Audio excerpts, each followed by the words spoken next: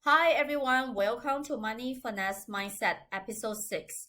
Are you drowning in credit card debt, struggling to make minimum payments while trying to put food on the table, feeling hopeless because you don't know when or if you will ever be debt free?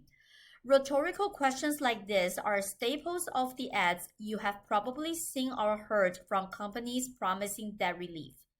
Some call themselves debt settlement firms, others use terms like debt freedom, debt consolidation, or debt resolution. No matter the name, the message is the same. We are your knight in shining armor, here to rescue you from your financial nightmare. Tempted to give them a call? Wait, not so fast. Let's take a closer look at how these companies work. Then you can decide for yourself if they are really worth it. Debt relief companies, or however they choose to call themselves, build their business based on fear and hope. They know people are terrified of being in debt collections, so they promise they can stop them. They know people are stressed about their credit card, medical, and personal loan bills, so they promise financial freedom.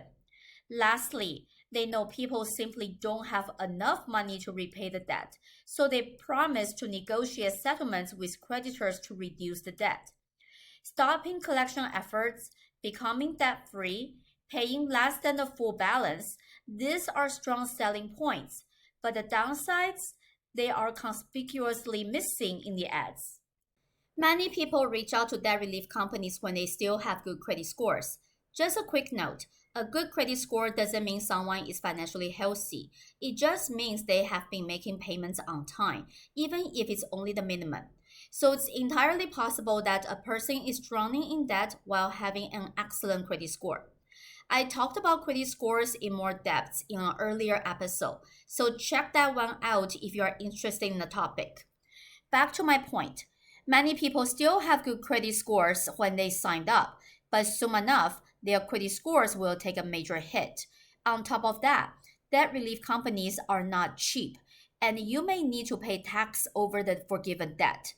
Oh, and let's not forget, some creditors may sue their customers if they are using debt relief companies. Damaged credit, large fees, surprise taxes, and potential lawsuits. How many of these risks do you think are clearly explained before someone signs up? Exactly. Let's walk through a quick example. Mr. Smith owes $10,500 across three credit cards. He has been keeping up with minimum payments, but between inflation and high interest rates, it is getting harder. Then he sees a TV ad for a debt relief company filled with glowing testimonials. He calls, gets a free consultation, and signs up. During enrollment, the company sets up a trust account for him and then gets him to sign a power of attorney authorizing it to speak to the creditors on his behalf. It tells him if a credit card company calls, just say you are working with us. Tell them to contact us instead. So why does Mr. Smith start getting collection calls if he has never missed a payment before? That is because the debt relief company tells him to stop making payments to his credit cards and start putting money into the trust account instead. His creditors don't care about that trust account.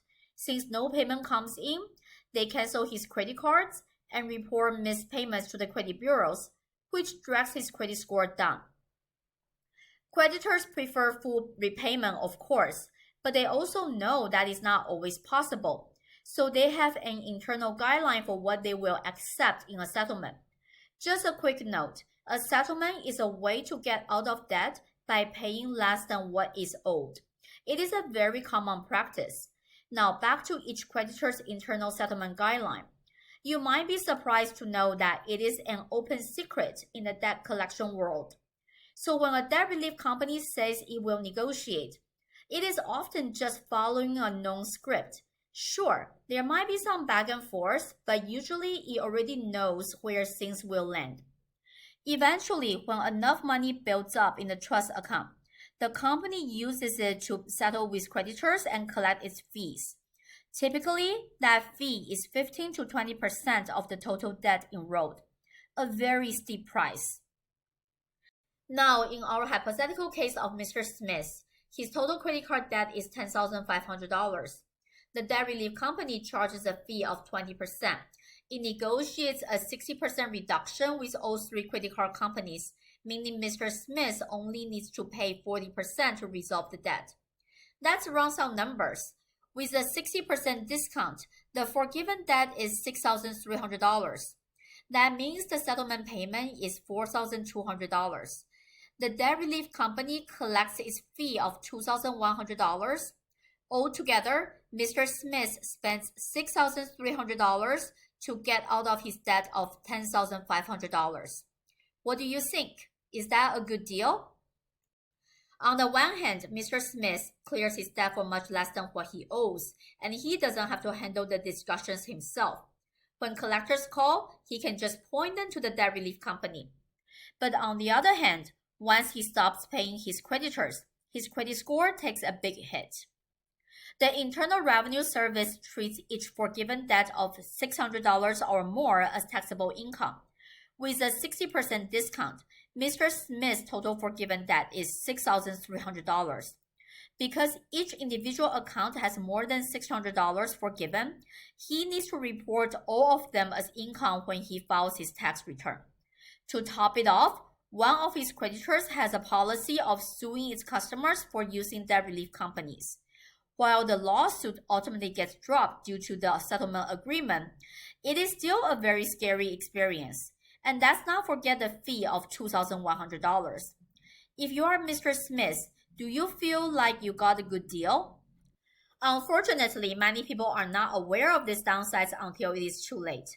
They think a debt relief company will take the weight off their shoulders, not realizing they might end up with even more headaches. It is important to note that settlements are typically reported to credit bureaus as settled or paid in full for less than a full balance. Regardless of the exact phrase a creditor uses, the presence of a settlement can stay on a person's credit reports and impact their credit score for several years. Finally, just to underline the tax point, any forgiven debt of $600 or more is treated as taxable income. I spent nearly 2 decades managing collection strategies at a major credit card company, and I will be honest, my view of debt relief companies is not flattering. I think they prey on fear and desperation. They hype up the positives and barely mention the negatives. Their so-called negotiations, quite overrated because they already know each creditor's internal settlement guideline. If you are struggling financially, consider calling your creditors directly. Ask about your options. Some may have their own short-term or long-term programs with reduced interest to help you pay off your debt. And yes, you can negotiate settlements with them too. Just keep in mind that settlements can damage your credit scores for several years. Weigh the pros and cons and choose the path that best fits your financial situation. For sure, these conversations may feel uncomfortable out of embarrassment, but by having them, you stay in control. And don't forget, there are regulations protecting consumers from abusive, unfair, and deceptive debt collection practices. Threatening violence, using profanities, calling constantly, or asking you to pay more than what you owe. These are just some examples of what are strictly prohibited. Be careful with companies promising financial freedom, especially if they only focus on the bright side.